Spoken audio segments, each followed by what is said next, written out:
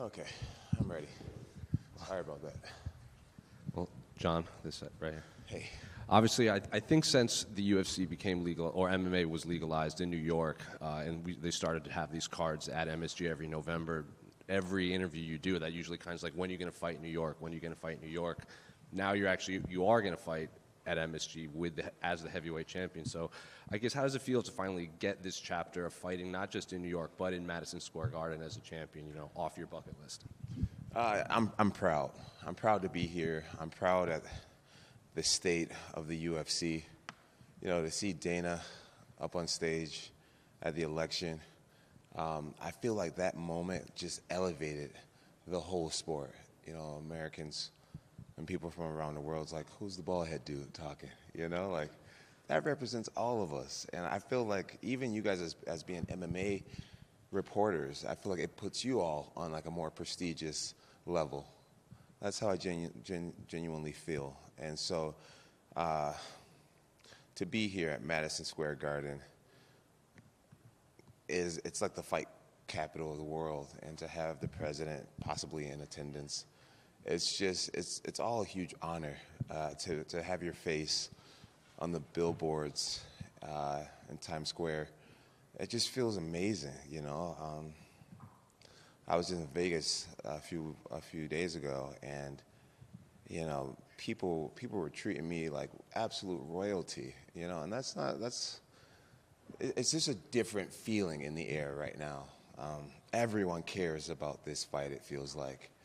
There's a lot of fans that felt like this fight shouldn't have been the fight, but from my point of view, it's like one of the most prestigious things I've been a part of in my whole career. Being the main event of the Garden. And I'm grateful, and I'm very, very honored for the opportunity to be in this position. And you've made it known when you finally do have your opponent, you watch tape on them, so you know everything, all their ticks, why they step, why they throw hit kicks, why they block certain things. When you break down Stipe, a guy many people consider the greatest, it's usually between him, Kane, and DC as the most skilled heavyweights. Do you see him as the most skilled heavyweight the UFC has ever seen, and possibly the most skilled opponent you've faced in the UFC? I think actually Daniel Cormier is probably the most skilled. His Olympic level wrestling, his dirty boxing, his boxing. But Stipe's beat Daniel Cormier. Stipe, he deserves to be here, man. He can wrestle. He always comes lean and in shape. He has great cardio, and he has that right hand. Whether it's the straight right, the overhand right, or the right uppercut, that's his real weapon. That's his ticket. We're very aware of that, and we're very prepared for that. And just last one for me. I remember when you were prepared to fight Gustafsson the first time, all the questions were about Glover, because he had just kind of been on the rise. And then you fought Glover, and all the questions were about Daniel Cormier. Everyone was like, what are you going to do after Glover? Now everyone's talking about another guy not named Stipe. So I guess, why do you think that narrative has always followed your career? It's like fans and media never focus on the fight you have. It's always on the one they want to see next. I don't want to sound arrogant, but I think what it is being so good at what I do that it's just almost never enough. I'm very aware that that the Tom Aspinall is like it's making more headlines than Stipe, and it's just the way that it is with me. When I win, there's always an excuse. Well, oh, he really wasn't that well-rounded, or it's an interesting place to be in, and it's hard to compare to any other fighter, because I don't think any other fighter in our sports history has ever had to deal with it.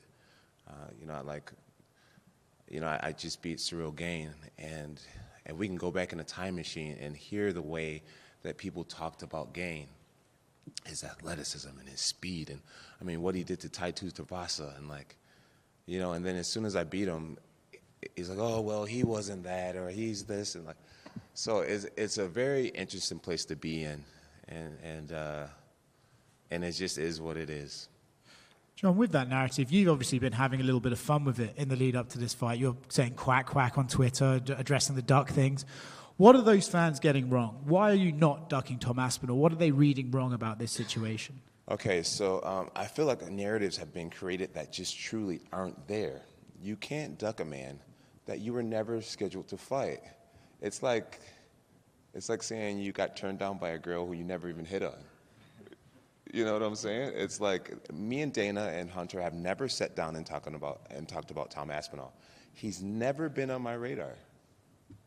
Never.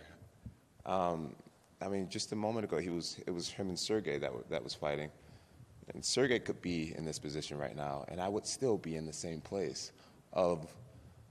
I've beat people my whole career, and once I beat them, like the show just goes on. Like the French fans were just all over my case, and I just beat their guy, and I find myself constantly in the same position of, oh wow, he just beat another guy. Like what's next? You know what I mean? Like when I beat Glover Teixeira, he was on a 20-fight winning streak, and you beat Glover, and then everything just moves on. So for me personally now, it's just like I get that Tom is an exciting fighter. I get that finally, after 16 years, we found somebody who's 7 years younger than me and 30 pounds bigger than me. Like, we finally found someone who may give me a great challenge. And everyone wants to see it so bad. But for me, it's like, what's in it for me? He changes nothing if I beat him. Beating Tom is just like beating Cyril Gane. Has a whole country behind him. He's hot right now. What happens to me after I beat him? Nothing changes for me. So I'm not ducking Tom Aspinall. If I failed to fight Stipe, I would be ducking Stipe because we contractually have been signed up to fight over a year ago. This is Stipe's position. The Tom narrative came out of nowhere. He won a belt, and now suddenly I'm ducking him. I've never had negotiations to even fight him, if this makes sense. So the fans are just ignoring it. They're ignoring all logic, and they just have finally found someone that they think can compete with me, and everyone wants to see it now. I guess the clarifying question then is, if Dana and Hunter do come to you after this fight, the figures make sense to you, would you then be open to fighting Tom Aspinall, or are you categorically thinking, he does nothing for me, I will not fight that guy? He does nothing for me. He does nothing for me. If you're a person that wants to see me really challenged, then I get it, right? Like I said, 7 years younger, like 35 pounds bigger than me, right? I get it. It's like, wow, this John's so good. We finally found someone way younger and way bigger than him. Let's see how he does against that. I get that narrative. But for me, if you were my manager, if you were on my team, why not fight against Pereira, a guy who's the same age as you, and we walk around the same exact size? Right now, I had to eat a big breakfast because I'm getting underneath 235. Pereira walks around at like 240, and he has magnificent accolades. Business-wise, it makes more sense. I'm going to call him this, fight the nobody that may be more dangerous, or fight the guy with all the accolades who's incredibly dangerous, but it actually will affect your legacy. Me beating Cyril Gane didn't change anything for me, just gave me a few more millions. And it would be the same for Tom Aspinall, where when you look back and it's like, John just beat Alex Pereira. It's bigger. It's just much bigger. And anybody who can't understand that logic simply doesn't want to. Last one for me. The gloves. It looks like we're switching back to the old UFC gloves after these new ones came in June. Do you have any thoughts on that? Are you excited about using the old gloves? And what is your opinion on that? I'm really excited about the old gloves. I got sent a pair of the new gloves several weeks ago. I tried them on, and I thought they were tight. I used to fit in XL, and then the new glove, I had to put on a 3XL.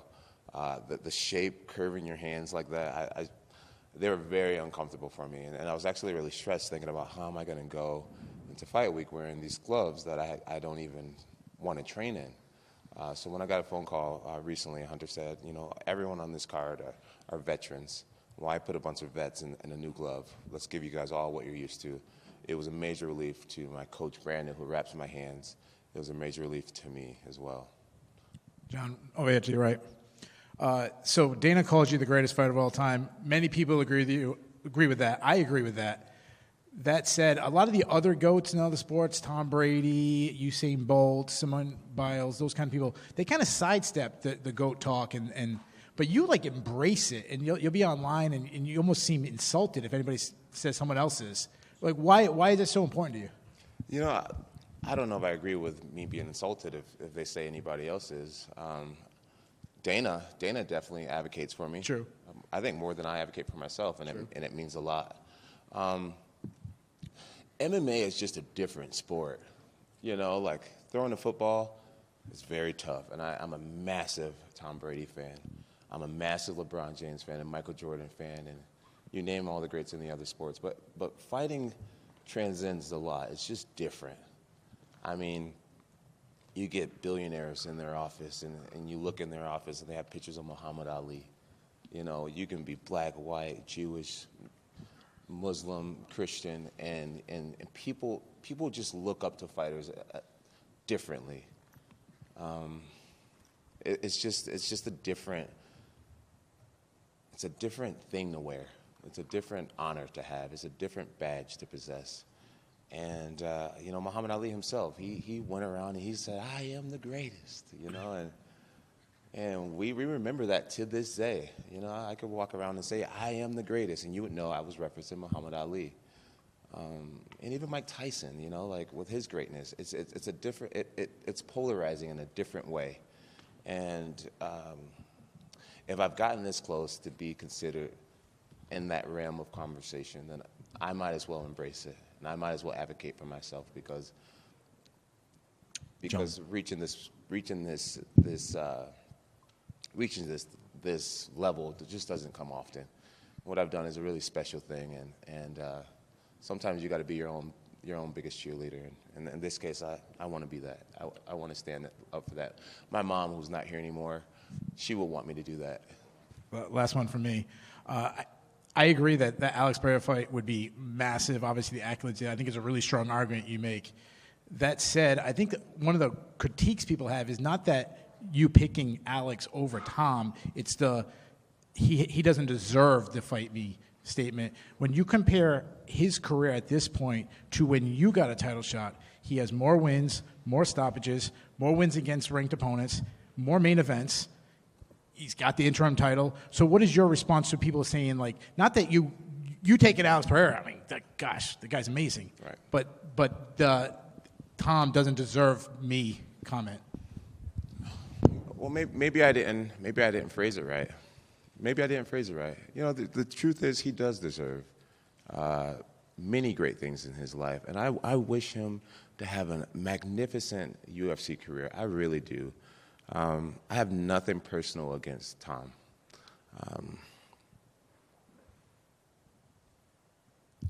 So maybe I shouldn't have said that he doesn't deserve, because he does deserve great things. What I'd like to see him do is go on and have a great career. You know, so many times people like to just try to go straight to the top, you know. And if we're in a business setting where he is and where I am, he wouldn't even be crossing paths with me. He wouldn't even be talking to me. You know what I'm saying? That's just what it is.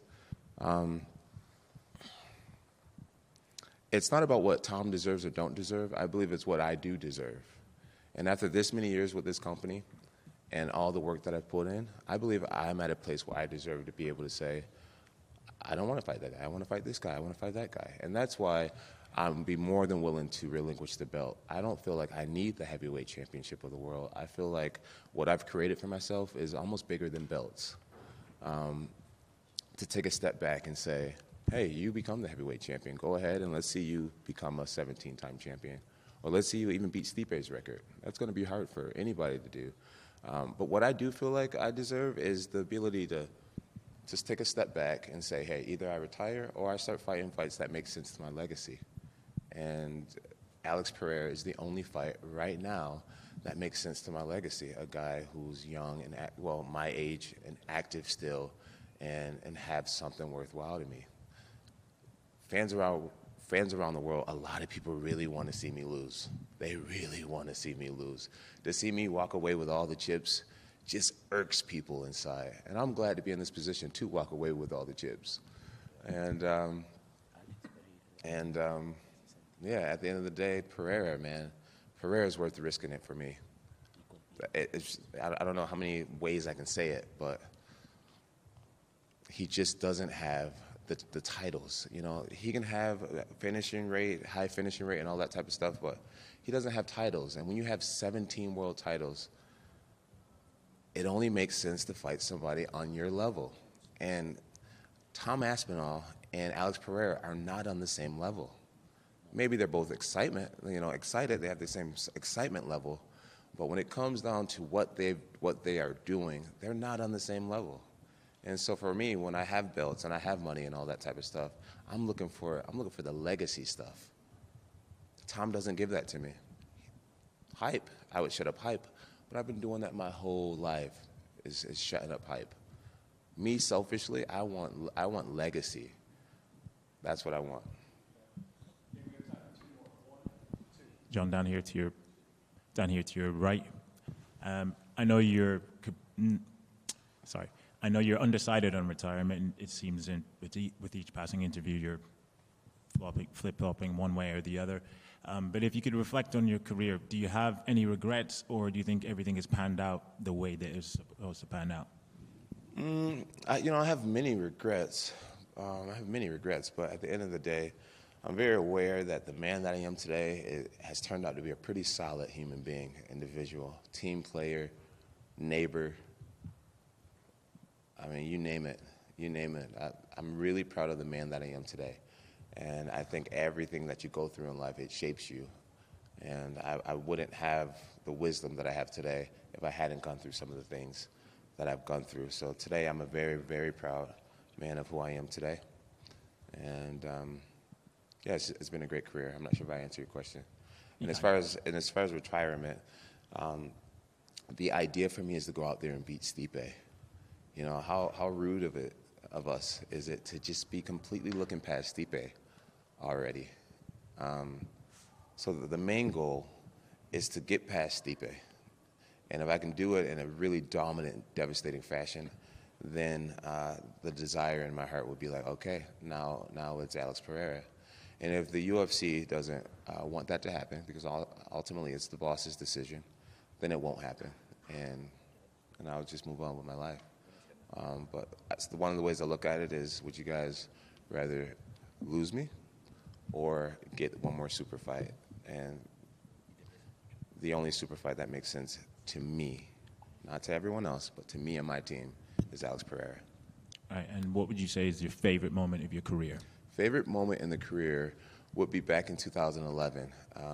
The way that I felt in Newark, New Jersey, helping a couple who had just been robbed. You know, I went to school for criminal justice, and to be able to take someone down and subdue them until the cops come and then win a world championship just moments later, man, I felt like I got to use my power for the right thing twice that day. And I'll never forget that day. That's probably the best moment in my career. Thank you. Thank you, sir. Great questions. You budger. Look at you. This is hot, right? My man right here, you're so patient. About me or him? You. Thank you. You. Thank you. So my question is the question you have faced earlier, like years before. I just wanted to ask this on your, like, not the final chapter. I really hope it's not final chapter for you in Octagon, but maybe in the middle of your final book. So the question sounds like this. Are you a bad guy trying to be good, or are you a good guy trying to be bad? How would you answer this question right now? So I've answered that question before in the past. It went pretty viral. Yeah, no. But I'll elaborate on that question. Some people are not going to want to hear this, but in the Christian faith, we believe that we're all born into sin. We're all sinners. The moment that Adam bit that apple in the Garden of Eden, we all became kind of condemned to sin. And the way Christianity works is it's a decision to accept Christ into your life and to accept Christ into your heart. And so naturally, my nature is one of sin, and that's all of us. And I believe that it's our job to try to do the right things and to try to walk in the light instead of the darkness. And so That's what I meant when I answered that question. I think we are all rotten at the end of the day and trying to do the right things. That's an amazing answer. Thank you, John. Thank you. Hey, John, just a quick one for you, man. And I think it's been great. Like your answers have seemed really honest, and it's like, yes, Alex Pereira, from a business standpoint, makes more sense than Tom. And I also thought it was great that you were like a guy 7 years younger, 30 pounds heavier. You know, like I get it why fans want to see it.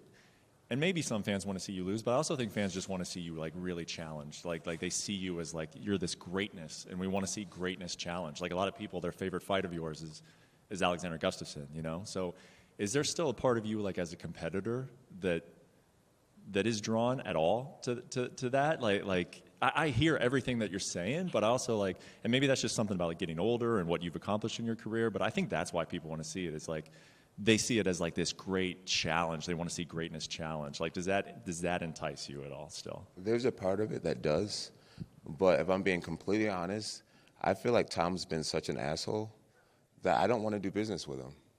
You know, it's just like his fans have been so annoying. And obviously you don't get this far in a career being affected by fans or whatnot. But he's just an asshole, you know, with his, you know, he's 30, so he's from this influencer generation where you hop online and the T-shirt sales and all that. I'm past that type of stuff. I'm like, bro, if you had a little bit more respect, then maybe we could have worked something out, you know, but I just don't even want to do business with him. You know, at the end of the day, this is a business, and fighting me gives him an opportunity to change his life forever. And I don't even want to give him the opportunity. Like he just played his cards wrong with me personally, and you know I'm 3 years from being a 40-year-old grown man. You know what I'm saying? It's just like the press conference, going through the whole shebang with him. I'd rather not do. Pereira on the other side, respectful, cool, barely says much. It's like I'll do business with you. I would risk it all with a human being like you. You actually have the accolades to back up your shit. This other guy is just a big mouth who's hot today. There's been so many guys who's hot today who are just gone. You know, Sergey was in the same position not too long ago. Now he's starting to fall off already. I've just been around this sport too long to give a big mouth who's hot today the opportunity. All right, guys, thank you so much. Bon appetit, Stipe. It's been a little while since we've seen you here, you know, on a fight week and everything like that. I know that maybe during your heyday you weren't exactly a big fan of these questions coming at you thick and fast, but having been away for a while, do you feel any more open to it? They still suck. I'm joking. No, I mean, listen, I understand it's part of the game, and people want to understand, you know, hear you and see what you're doing. And, you know, it does suck because it's repetitive, because you know, it is what it is. I mean, you guys want to get your story, and I get that. But it's gotten better over the years. I have accepted it. I understand it. Was this your return to the cage, John Jones or bust, or were you always planning on coming back here and not having your last fight be in the Apex? No, I definitely wasn't going to come back. Of course, I wanted John Jones more than anything. But if it wasn't going to happen, it wasn't going to happen. But luckily, everything worked out the way it did. You know, I think this fight's been an interesting one, right? When it was first booked, everyone was really hyped on it. Then they had the interim situation arise, and now that's sort of bringing like questions outside this fight. But for you, obviously, you've been focused on John for years now. Do you think by the time you get to fight night, people will appreciate that actually these are two of the best ever, and we need to appreciate you guys fighting for what it is? Yeah, I hope so, but I'm not worried about that. I really don't.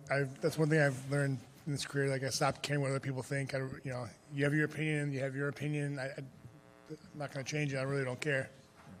What do we think of John Jones? Obviously the best ever. You know, had amazing light heavyweight career. He started coming up to heavyweight, beat Cyril. When people look at him, they think of his range, they think of his size. Obviously at heavyweight, that might not be as big a factor. Do you look at that as something you can negate because you're a bigger man or as big as he is? Yeah, that definitely plays into the fight. Definitely a different ball game when it comes to heavyweight. You got bigger guys hit harder. A lot of things are different. I think we'll see. I have some things up my sleeve too, just like he does. He was a little upset at you for calling him a bitch. I keep talking about that. But he was literally telling everyone he's going to beat my ass. I'm almost positive. Did he not say that before that? So, I mean, sorry. Well, did talk shit about me, but it's okay. All right, whatever. And then also he brought up your sparring partner choices. I pay him. That was bullshit because they're my teammates, and they're like, well, we're not getting paid. So apparently I'm hiring people too, so whatever. Do you think maybe he's just saying this to sort of build this fight up and build himself into needing like a bit of spite between you two to give himself more of an edge in the fight? Maybe not. I mean, I'm not, I don't know what he's thinking, but yeah, that some of the stuff was just, I'm like, okay. I literally had no idea until someone told me. So it's funny. It's just comical. It's actually very funny. Stipe, just next to him over here. You said that you learned not to really care about what other people say, and was there a point or a moment that did kind of click? And did you used to care like more than you kind of let on what everyone was saying about you or your opponents or anything? Yeah, in the beginning of my career, I was a little sensitive about it, like, cause you don't know me, I don't know you, but why you're saying shit like that to me? Like, I would get terrible DMs and stuff. I'm like, what's wrong with you? Like you don't know me, but then I really just stopped caring because I realized like they don't know me, I don't know them. Like, like they're just pissed off about something and just trying to take it out of me, and I could care less, honestly. It's the best thing I ever did in my life. Has that kind of calmed down, like kind of all the hate and the vitriol coming your way, like since? No, I mean, you get hate all the time. I mean, you get DMs all the time. Like, you suck, you're a piece of shit. Like, hope you die, whatever. It is what it is. And you said you always thought you knew you'd come back at some point, but did you keep up with the sport at all? Did you watch, all the pay-per-views and the heavyweight fights? I never watched pay-per-views, even through my whole career, really. I mean, I do. Like, I mean, I don't say I didn't watch them ever, but I do watch them, especially when my friends were fighting. Like when Vellante was fighting, Wyman, Wonderboy. Like my friends, I'd watch them, and once in a while there was a good card, or if I was live. But like, I really wouldn't go on my way. I have other things going on in my life that. So you didn't really pay attention to like the rest of the heavyweight division, like. I mean, I did. I mean, well, I had to because everyone's like texting me about it. But and you see stuff on Instagram, and and then social media. But I wasn't like I had to watch the fight or anything like that. I just whatever. I have other things. I want to go to bed. I'm tired. And I think on the countdown, one of your coaches said he felt like you were a little pissed off when the first fight fell through. Was that just selling the fight, or did it kind of bother you, like so close to the fight that yeah, it was more just plans? You were that close, you worked so hard, and but it's part of the game. I wasn't mad that he got hurt. I just it's part of the game. I was just mad, pissed off because I was at that point. I'm like, oh, you're so close, and then almost had it, and then gone. So. And John has said he watches tape kind of religiously on his opponents. He wants to know every mistake they make, like when they step to the left, he's going to throw this, he's going to throw that, and he likes to know his opponents backwards and forwards. Are you the same type of guy to watch tape on John? And if so, do you see a lot of the same tendencies, or is he really like the narrative? He's always a different fighter when he goes out. No, I definitely watch film on him. Yeah, he does. He has tendencies, and he does throw different stuff at different times, but also he does have tendencies like everyone else. And you just got to exploit them. Stipe right here. If you win this fight, you'll be when you win this fight, you'll be the second in UFC history to have 3 separate title reigns. You and Randy Couture. I guess what would that mean to you, and which one would be the most special? Beating Verdum, reclaiming it from Cormier, or this one? They're all special. So I like winning. So whenever win it, whatever.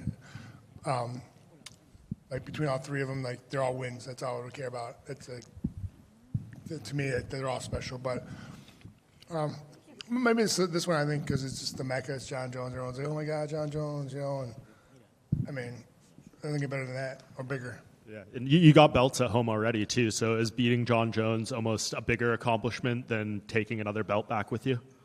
Oh, of course. When you get that belt again, it's always nice. I have 6 of them, and I can't wait to get 7.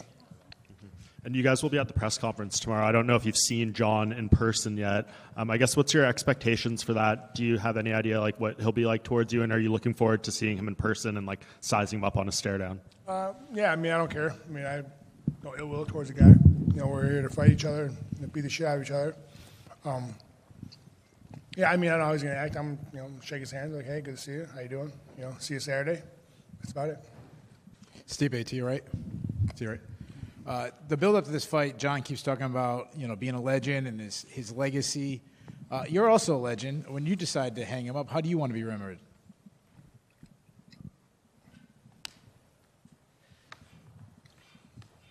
I mean, remember just that guy that went out there and just blue collar dude went out there and fought and beat ass, and just was never given anything. Was all earned. Just normal, blue collar dude. Just love the fight. Speaking of retirement, you recently changed fire departments. How long till you can retire as a fireman? Oh, that's a long time. We're not going to talk about that one. That's a long one. So. Tom Aspinall is weighing in as a backup fighter. Things have happened to John Jones during fight week. I'm sure you don't want to think about that. But well, thanks for jinxing it. During your preparation, did you have to, prepare for Tom at all? I mean, yes, no. We talked about it. There's things he does. We watched them on him too. But right now, we're about John Jones. That's all I care about. Like, I'm not gonna think about anything else besides that, unless it happens. And if it does, you should not be coming to the fight. That will find you. I won't. Last question for me. I know you kind of brushed on this. When John pulled out of the fight a year ago, was there any thought of fighting somebody else? I just really wanted to fight John. I think the best of the best. People wanted to see it, and I just it's a fight I really wanted. It's a great legacy fight. Everyone says, and unfortunately, we get injured. It's part of the game, and it happened. And I was pissed off not at him because what am I supposed to do? He got hurt. I was more pissed off because you're so close and then you get hurt, and then it just it sucks. Good luck to you, sir. Stipe over here. So when you see John saying he's interested in an Alex Pereira fight, when you see his Twitters flooded with people talking about Aspinall, that's where his attention is there. Does that bother you at all? Do you see that as him looking past you? Sure, good. That's not a good thing to do. I mean, I'm looking at it Saturday. Me and him. That's all I care about. John Jones. So my mind is on him. Sorry, just with the time off, do you envision any sort of needing a minute or two to get your foot back, or does that not matter to you at this point? No, I was good. No questions. Your head coach, Marcus Marinelli, is someone over the years that hasn't received the most attention, but has stuck by your side and basically dedicated his life to helping you improve as a fighter. What does that mean to you, not as a fighter, but as a person? Well, it was just he hasn't just dedicated his life to me. I'm special. We have all our fighters. It's not just me. We have the whole team. He puts all his time and effort into us. He gives everything we got, and which is what you want. And he's my best friend. He is the godfather to my daughter. That's how much I love the man. That's how much I look up to him. And he'll get his recognition. He's doing well. I mean, the thing about him is that he gets homegrown guys. He makes them good. And a lot of guys like to change gyms, and gyms get guys from other places, and he doesn't. We do, but they're mostly homegrown guys, that's hard to do. He's doing something right. And just one more for me. You're a big Cleveland Guardians fan. They actually brought you out to Game 5 of their series with the Tigers. Yeah. They won that game, but it went on to lose to the New York Yankees. Is there any part of you that wants to get this back for Cleveland, or does that not matter to you at all? No, of course, man. Cleveland's best. I want to give them something to celebrate about, and the Cavs are killing it right now. They're 12-0. I mean, let's go. They'll make it to the finals, win it, and we'll have a bunch of championships again to celebrate and have a good time in Cleveland.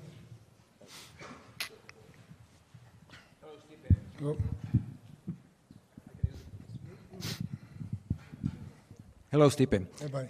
How much are you proud of Croatian roots? Love it. I mean, best country in the world. What was the last time you visited Croatia? 2019, 2020, just because of COVID and everything. That was hard to get over there. Plus with the kids. Any plans to visit again? Yes, we are going to. Actually, I'm going to bring my mother. She wants to go, but I'm going to wait till our children get a little bit older. Well, my daughter's good, but when my son's a little bit older. And once you got to try him potty trained, oh my God, it's terrible. So once he gets potty trained a little bit older, we'll be good. On Saturday night, Croatia will be awakened. Watching your fight, what would be your message to your Croatian fans? Thank you for all your support. It means the world to me, and and new. And also, my last question is: recently, a great NFL coach, Bill Belichick, got Croatian citizenship. Actually, he got a Croatian passport. Yeah. Would you like to have one? I'm already on it. Me and my wife are already on it. We've been talking about it. Maybe. Stipe, you've been tight with LeBron in the past. Are you still close to them? And when was the last time you guys spoke? Well, I mean, I don't have his number. Hey, what's up, buddy? No, No, I mean, he's gone doing his thing, man. He's got bigger fish to fry than talk to me. No, I mean, we had met the one time. I took a picture. I'm a good dude, and that was about it. So wish him nothing but the best. Awesome. Then one more real quick. If you could challenge one person in the world, not in the UFC, to a fight in the ring, who would it be? My wife. Why your wife? She beats me up all the time. No, I'm joking. No, I don't know. I don't really know. That's a good question. I really never thought about that. I just, There's no one I'm like, I wish I could in hypothetical world. Yeah, no, it would never happen. She'd still beat me up. That's the problem. She would still win. It doesn't matter. So I would lose. Appreciate you. On a quick lighter note, you're famously a firefighter. Mm-hmm. There's crazy stories from firefighters all the time. What is a funny, goofy, lighthearted thing that you've had maybe recently or this past year, whenever, at the department? Oh. I mean...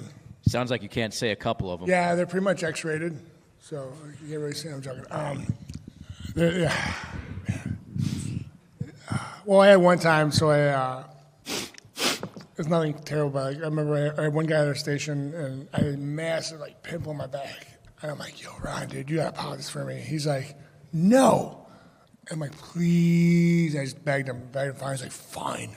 So he gets up, and he's trying to get it. It won't work. So we get one over 18 or 20 gauge needle. He hits it, nothing. They get a 16. Man, that thing popped. Man, that mucus plug of that pimple, dude, it was disgusting for 4 feet. I started dry heaving. It was great. It was fantastic. That was like a little itty bitty, but it's nothing compared to what we've done. But yeah, I mean, it's good times. I regret asking. Sorry. Yeah, it was disgusting. It was amazing though.